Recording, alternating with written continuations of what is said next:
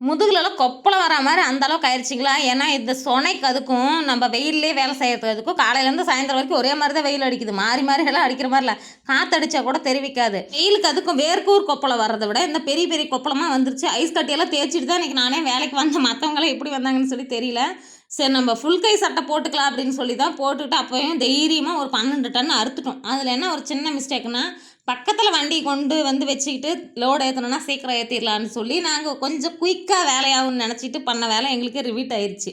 சேத்துல உள்ள இறங்கிருச்சு. கொஞ்சமா ஈரம் இருந்ததுனால பின்னாடி டயர் இறங்கிருச்சுங்களா, காட்டுக்காரங்க நல்ல வேலை இன்னைக்கு வேலைலாம் முடிஞ்சு நெல் வண்டி எடுத்துட்டு வந்ததுனால, அவங்க அந்த பெல்ட் வண்டியில ரோப் கட்டி இழுத்துட்டாங்க. ஈச்சர் வெளிய வந்துருச்சு. சரி அவங்க ரோப் கட்டி வெளிய வண்டி இழுக்கிறங்காட்டி நம்ம இந்த முருங்க மரத்தெல்லாம் போய் பார்த்துட்டு வந்துரலான்னு சொல்லி போய் பார்த்தங்களா, இப்போ ஒரு 2 வருஷத்துக்கு முன்னாடி நான் ஒரு 2 நாள் இந்த முருங்க மரத்துக்கு மண் அணைக்கிறதுக்கோசரம் போயிருந்தேன். அது எதுக்காகன்னா, ஹெவியா காத்தடிச்சு மழை வரப்ப என்ன ஆயிரும்னா, இந்த முருங்க மரம்லாம் உடஞ்சிட்டு விழுந்துருங்கிறதுனால தான் இதுக்கெல்லாம் மண் அணைக்கிறது. அதே மாரி இவங்களும் மண்ணெல்லாம் கரெக்ட்டா அணைச்சு வச்சிருந்தாங்க.